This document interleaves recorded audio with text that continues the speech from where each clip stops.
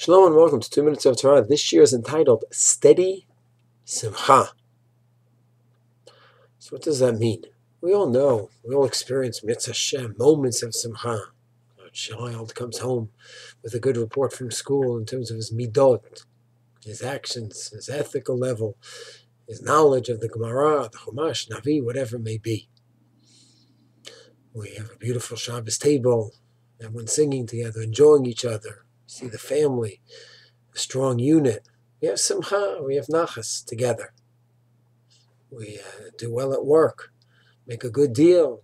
Certain simcha on that as well. During our chavruta learning, we understand the Gemara. We worked hard at the Tosfos. After a few days, finally crack it open. This is simcha.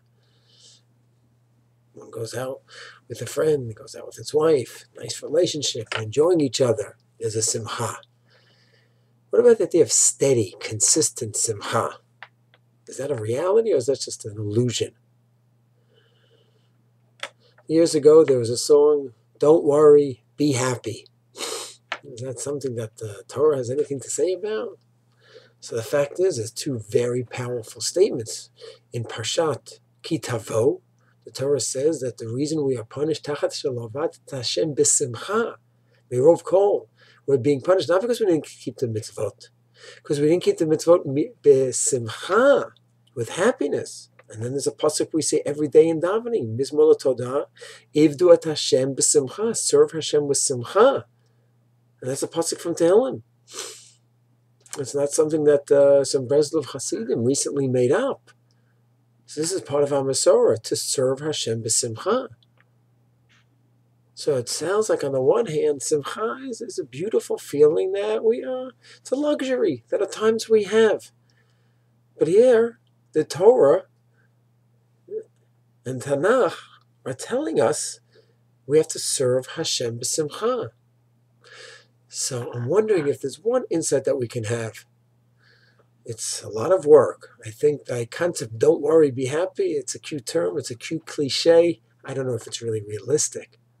I think if a person has a system of Torah, where if he truly applies himself consistently to all areas of life, he takes Torah and applies it in every area of life, and his goal is one word, growth, then his life can be simcha. Because what is his simcha in life? His simcha is growth, which means that while many people in life, certain pleasures and certain niceties in life, that's what brings them simcha. So they win a game, that's what brings them simcha. Kids do nicely, that will bring them simcha. But then there's going to be a lot of times in between when there's not simcha, maybe just the opposite. But if a person's goal in life is growth, that's his goal. And then that's what brings him simcha, that avodah, that challenge, that work, that growth, that's what he associates with simcha, and he has to develop this, just like a taste for a fine wine, this all the more so. Then it turns out he's at work, and his boss says something to him, and it wasn't nice, it wasn't pleasant, but he's thinking about it, that really, maybe he didn't perform the way he should have. And he's thinking about the dialogue back and forth with him and his boss. He wants to lash out, but maybe there's something true with what he said. And he's thinking, wait, let me think this through. Before I lash out, is it wise to lash out? Let me think, maybe I really did something wrong. He's growing, and he's experiencing that growth of self-analysis, restraint. It's a process of growth. He comes home after a hard day work, the place is a mess at home. It's a balagan. The kids don't listen to him. So for the typical person, he's going to be sad. He will not have simcha. But a person who's growth-oriented is thinking, okay, I have a lot of pressure from a hard day at work. I love when there's order in my house.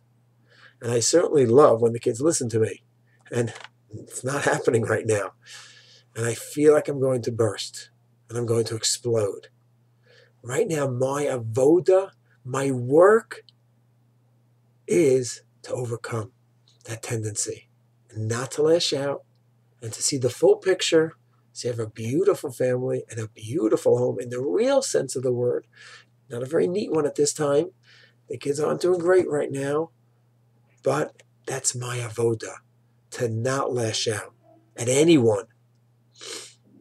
And as he's doing that avoda, he's realizing, I'm doing my work.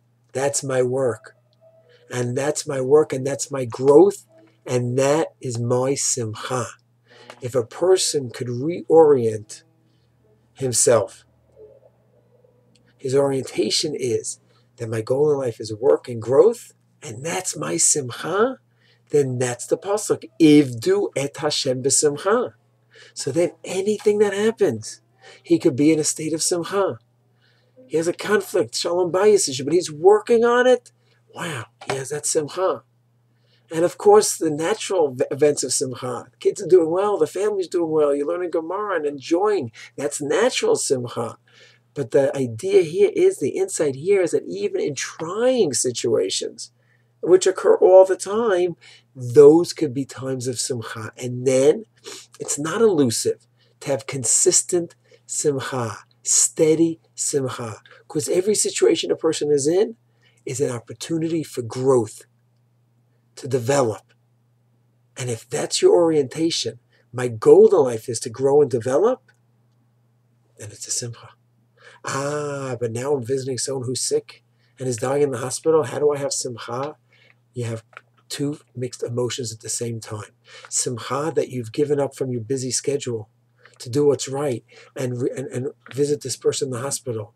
So you're happy you're doing the right thing, even though you had a million other things pulling at you, you gave them up. And that's simcha, that this was what the right action is. And of course, sadness. Imo anochi b'tzara. So yes, each activity that we're involved in will have its own special feelings associated. Person's at a funeral, so he's sad. He's in avelus with the people, but he has a simcha that he's doing the right thing. He had tickets for something special that he waited for days or weeks. He gave that up to go to the funeral, and that was the right thing. That was his avoda to do that. So he has a subtle simcha. Well, of course, the more bolate, clear feelings will be the sadness in this situation.